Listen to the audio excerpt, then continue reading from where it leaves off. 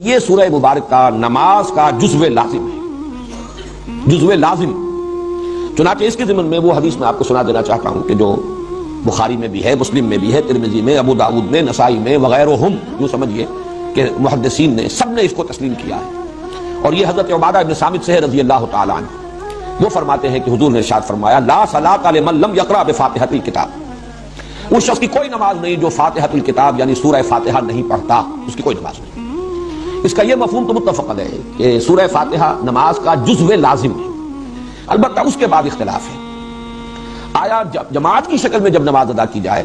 تو امام کے ساتھ ہر مقتدی کا پڑھنا بھی واجب ہے یا نہیں؟ اس میں تین آراء ہیں ہمارے ہاں، دو انتہائی آراء ہیں، ایک درمیانی رائے ہے۔ ایک رائے جو ہمارے ہاں تو بہت ہی معروف ہے، مشہور ہے، اس لیے کہ امام ابو حنیفہ کی رائے ہے، فقہ حنفی کا بڑا اہم مسئلہ ہے، اور ہماری عظیم اکثریت جو آبادی کی وہ حنفی المسلک ہے۔ وہ تو یہ ہے کہ امام کی قرات جب ہو رہی ہے، امام کے ساتھ آپ نماز پڑھ رہے ہیں تو امام کی قرات ہی آپ کے لیے قرات ہے، آپ کو نماز نہیں پڑھنی۔ مقتدی کے لیے یہ سورہ فاتحہ جو ہے اس کا پڑھنا ضروری نہیں، بلکہ نہ صرف یہ کہ ضروری نہیں بلکہ نہ پڑھنا ضروری ہے۔ یہ انتہائی شدت ہے کہ جو حنفی مسلک میں اس بارے میں ہے، اور مثال وہ دیتے ہیں بڑی، یعنی ایک اعتبار سے تمثیل اور تشبیہ کے پہلو سے بہت یعنی معقول تشبیہ ہے کہ جب وفد کی صورت میں کہیں جائے، کسی بڑی شخصیت کے سامنے پیشی ہو، حاضری ہو، تو کوئی ایک ہوتا ہے جو نمائندہ، وہ گفتگو کرتا ہے، باقی سب لوگ موجود ہوتے ہیں، ان کی موجودگی گویا کہ ایک طرح کی شمولیت ہے، لیکن یہ کہ گفتگو جو ہے کوئی درخواست پیش کرنی ہے، کوئی مطالبہ رکھنا ہے، تو وہ ایک ان کا نمائندہ پیش کرتا ہے۔ اسی طریقے سے جب امام پڑھ رہا ہے تو گویا کہ مقتدیوں کی طرف سے قرات ہو گئی۔ یعنی یہ مطلب نہیں ہے کہ یہ نماز کا جزو لازم نہیں ہے، صرف یہ ہے کہ جب جماعت کی شکل میں نماز پڑھی جا رہی ہو تو سورہ فاتحہ جب امام نے پڑھ لی تو گویا کہ تمام مقتدیوں کی طرف سے بھی قرات کا حق ادا ہو گیا۔ اس کے بالکل برعکس اور دوسری انتہائی رائے جو ہے وہ امام شافعی کی ہے رحمہ اللہ، کہ جو ظاہر ہے اس کا، ویسے یہ میں عرض کر دوں کہ جو موقف ہے امام ابو حنیفہ کا اور جو حنفی مسلک ہے، اس میں ایک دلیل یہ بھی پیش کی جاتی ہے کہ قرآن حکیم میں یہ حکم ہے اذا قرئ القرآن فاستمعوا له وانصتوا، جب قرآن پڑھا جائے تو اس کو توجہ سے سنو، پورا دھیان ادھر لگاؤ اور خود خاموش رہو۔ اگرچہ یہ دلیل جو ہے در حقیقت بنتی ہے تیسری رائے کے لیے جو میں بعد میں عرض کروں گا، لیکن اسے بھی جو حنفی المسلک لوگ ہیں وہ اپنے موقف کی دلیل کے طور پر پیش کرتے ہیں۔ اس کے بالکل برعکس ہے، وہ گویا کہ اس حدیث کے جو الفاظ ہیں اس پر مبنی ہے، ظاہر الفاظ لا صلاۃ لمن لم یقرأ بفاتحۃ الکتاب، اور حدیث یقیناً اتنی قوی ہے، اتنی مستند ہے، اپنے سند کے اعتبار سے اتنی اعلیٰ رتبے کی ہے کہ ظاہر بات ہے کہ اس سے اونچا رتبہ تو کوئی اور ہو نہیں سکتا کسی حدیث کا، سند کے اعتبار سے، روایت کے اعتبار سے۔ تو امام شافعی کی رائے یہ ہے کہ ہر نمازی مقتدی بھی پڑھے، پڑھنے کے پھر ان کے ہاں مختلف انداز ہیں، چونکہ حضور کا ایک معمول یہ بھی نقل ہوا ہے کہ آپ جب پڑھتے تھے سورہ فاتحہ جہری رکعت میں بھی، اس کے بعد تھوڑی دیر تک آپ خاموش رہتے تھے، وقفہ ہوتا تھا۔ ہم تو ہماری عادت تو یہ ہے کہ فوراً ہی کوئی جو سورت ملانی ہے یا کچھ قرآن کا حصہ پڑھنا ہے تو سورہ فاتحہ کے بعد اس کو متصل کر لیتے ہیں، لیکن حضور سے یہ ثابت ہے تھوڑا سا وقفہ، اور اس کے دوران گویا کہ مقتدی بھی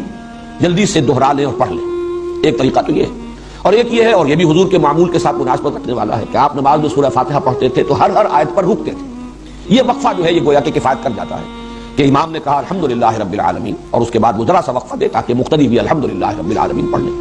پھر الرحمن الرحیم وقفہ دے تاکہ مقتدی بھی پڑھ لیں۔ بہرحال یہ تو ہوا اس کی جو عملی شکل ہے، لیکن اس وقت میں صرف موقف اور مسلک بیان کر رہا ہوں کہ امام شافعی کا اور شوافع کا اور حنابلہ کا یہ موقف ہے، اور چونکہ امام احمد ابن حنبل شاگرد امام شافعی کے تو تسلسل بھی ہے اس میں، یہ ہے کہ ہر مقتدی کے لیے بھی سورہ فاتحہ کا پڑھنا لازم ہے۔ معتدل مسلک ہے امام مالک کا رحمہ اللہ، امام دار الہجرہ، کیونکہ وہ امام مدینہ ہے، اس اعتبار سے ان کی بات بہت سے پہلوؤں سے بہت وقیع بھی ہے۔ حدیث کا بھی سب سے پہلا مجموعہ جو ہے موطا امام مالک، یہ گویا کہ اولین مجموعہ ہے جس کو کہ فقہی جو بھی ابواب ہیں ان کی شکل میں مرتب کیا گیا۔ امام مالک کا موقف یہ ہے، اور میں اس کو کوئی بات نہیں سمجھتا اس کے بیان کرنے میں کہ میرا اپنا عمل اس پر ہے، وہ یہ ہے کہ جہری رکعت میں امام کی قرات کو توجہ سے سنو، گویا کہ عمل ہو گیا اس آیت پر اذا قرئ القرآن فاستمعوا له وانصتوا۔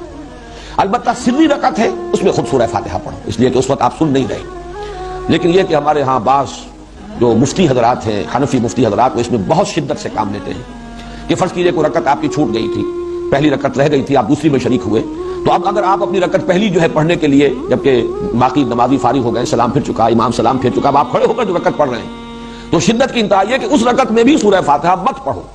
صرف اتنی دیر کھڑے رہو جتنی دیر کہ سورہ فاتحہ پڑھی جاتی ہے۔ اب یہ چیز جو ہے میرے نزدیک انتہا پسندی والا معاملہ ہے بالکل اس معاملے میں۔ بہرحال درمیانی مسلک یہ ہے، لیکن یہ کہ اس وقت جو کچھ مجھے بیان کرنا تھا یہ میں نے بیان کر دیا، اس لیے کہ یہ عملی مسئلہ ہے، بہت سے حضرات کو اس سے سابقہ پیش آ سکتا ہے، لیکن یہ کہ اصل بات جو اس وقت میری بحث تھی وہ یہ کہ یہ نماز کا جزو